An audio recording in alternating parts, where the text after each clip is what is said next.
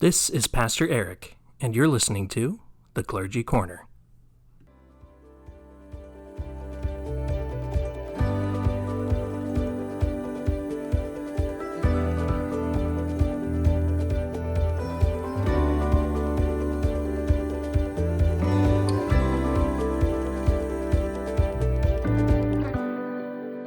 Welcome to episode 301 of the special podcast about life and faith.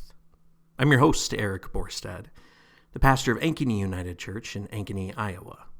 And it is my hope that this will be a time of reflection, healing, and wholeness for you. Well, welcome back after the Christmas holiday and the New Year. I hope everyone has had a happy New Year and is transitioning smoothly into 2025. Personally speaking, it feels nice to be back into a routine again, with both boys getting back to school and preschool, if for no other reason than my regularly scheduled work hours can resume again. And it all reminded me that sometimes we don't know how comforting our routine can be until it is disrupted. There's a sense of familiarity that comes with routine, something akin to a ritual. And it's my hope that as you get a chance to settle back into new routines, that we may envision them a little bit differently. Perhaps instead of mundane routines as we go through life, we can see them as an opportunity for a ritual, for us to grow ever closer to God. That's what I want to talk about this week, is finding the beauty, the ritual in the midst of our routines, and how even our routines can become a source of mindfulness and meditation throughout our daily lives. And so for me, it's setting an intention, right? It makes sense for us to just take a moment to pause. And I'd invite you to take a few deep cleansing breaths with me. Inhale and exhale. Let's do it once more. Inhale together and exhale. And together, I invite us now to journey into the sacred rhythm of the everyday. The word routine, right? It is a loaded term. It might conjure up images of monotony or predictability, of stagnation and stillness. But if we take a closer look, I believe that routine is like the steady heartbeat of our days.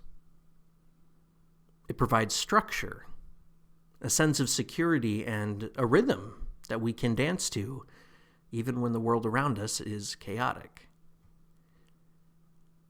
Just think of a child being rocked to sleep, right? It's not the novelty of the motion, but the repetition, the soothing, dependable rocking back and forth that brings comfort.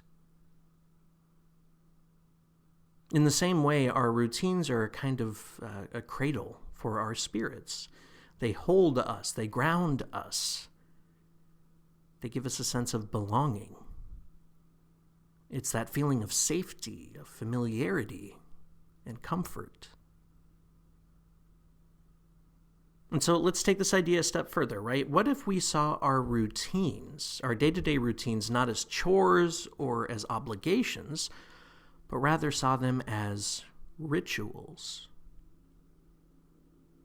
Instead of the almost negative connotations that we associate with the word routine, instead, what if we shift our language to that of ritual? Now, when we hear the word ritual, often it brings to mind images of sacred ceremonies and ancient traditions, maybe even incense, right? But at its core, a ritual is simply an action that is given meaning and intention, and is often done the same way multiple times, and over time is given gives us a sense of familiarity and comfort. Take communion, for example, right? When we celebrate communion at our church, we do the same prayer of thanksgiving as we set our intention and ask God to bless the elements. Then we hear the words of institution, right? And we hear the same story every time of how Jesus at the Last Supper was sharing a meal with his friends, the disciples. We hear those words, take and eat. Take and drink, and we are transported. We are comforted with the words that we have heard countless times before. That is the power of ritual. So what if we shift our focus and imagine our day-to-day routines as rituals as well? As an example, right? Just imagine with me your morning routine. Brushing your teeth, for instance. At first glance, it's a simple task. Necessary, yeah, but hardly profound. Yet, what if as you brushed your teeth, you thought of it as a way of clearing away not just physical debris, but also the mental residue of yesterday? That with each stroke of the brush, it could become an act of renewal, a preparation to speak words of kindness and truth throughout the day. Or think about the act of making your morning coffee or tea. As you pour the hot water, notice the steam rising up like a prayer. As you stir, think of it as an opportunity to set your intentions, to blend hope and gratitude into the day ahead. These aren't big things, right? But these small acts, when done with mindfulness, done with intention, transform us and allow us to step into a moment of the sacred, of the divine. Even the most mundane tasks can become meditative. Driving to work, for example, can be more than just a commute. As you grip the steering wheel, feel the texture of it under your hands. Notice the rhythm of your breath as you navigate the roads. Let the movement of the car remind you of the flow of life.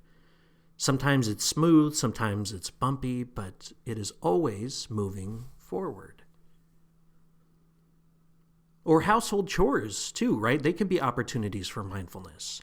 When you wash dishes, feel the warmth of the water and the slickness of the soap. Let each plate you clean symbolize a moment of release, a chance to let go of what no longer serves you. Folding laundry can become a meditation of gratitude for the clothes that keep you warm, for the hands that can fold them, for the body that they cover. In these quiet moments, we have an opportunity to draw closer to the divine, however it is that we understand it. The divine often speaks to us not with this loud, booming voice, but in whispers, in stillness. And routine is a place where we are likely to hear the divine reaching out. It's in the rhythm of sweeping a floor, the ritual of lighting a candle, the stillness of a pause in between our day-to-day tasks. The poet Mary Oliver once asked, she said, "Tell me, what is it that you plan to do with your one wild and precious life?" Perhaps the answer isn't in these big, grand gestures, but rather in these small and sacred acts, in making the ordinary extraordinary, simply by being mindful and being present. So how is it that we transform our mundane routines into something more sacred? How do we embrace them as daily rituals that can bring us closer to the divine? This isn't a comprehensive list, but here are a few things that we can do to start. First and foremost, always set an intention. Before starting a routine task, pause and take a moment to set your intention, right? What is it that you hope to bring or receive from the moment? And how does this action set the tone for what comes next, for the rest of your day? Next, I'd encourage you to engage your senses, to pay attention to the sights, sounds, smells, textures, even tastes around you. Because this act of mindfulness really anchors you in the present and can be a sort of meditation in and of itself and gets us out of our heads as we focus on the here and now. I'd also encourage you to simply practice gratitude, right? As you go through the routine, reflect on the blessings that are inherent in the task. Gratitude transforms us. It transforms our day-to-day actions and can make even the simplest of acts into moments of grace. While you're doing your routine task, I'd invite you to use affirmations too. Use a short mantra or prayer in your routine. When you're washing your hands, as an example, you might say, I release what I no longer need. I give back the energy from people, places, things, and entities that are not mine, that no longer serve me. I'm instead welcoming renewal. And lastly, I think it is just important for us, if nothing else, to just slow down. If we rush through our tasks, then we rob them of their sacred potential. Be mindful in the present moment, and you won't feel the need to rush. Savor each moment, because I promise you, the problems of the world will still be there for you whenever you're done. So today, as you move through your day, I'd invite you to see your routines in a new light. Let them be more than just habits. Instead, let them become opportunities for mindfulness, for meditation, for connection with the divine. Because remember that the sacred isn't somewhere far away. It's right here, right now, in you. It is in the rhythm of your breath, in the quiet of your morning, in the steady beat of your routines. So embrace it. Transform it into rituals of connection,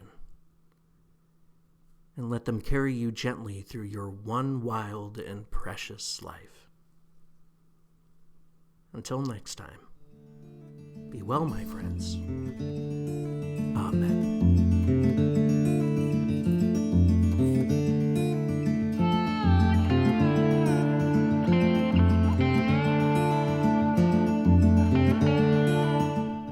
Thanks for listening to the Clergy Corner. If you want to learn more about Ankeny UCC, go to ankenyucc.org.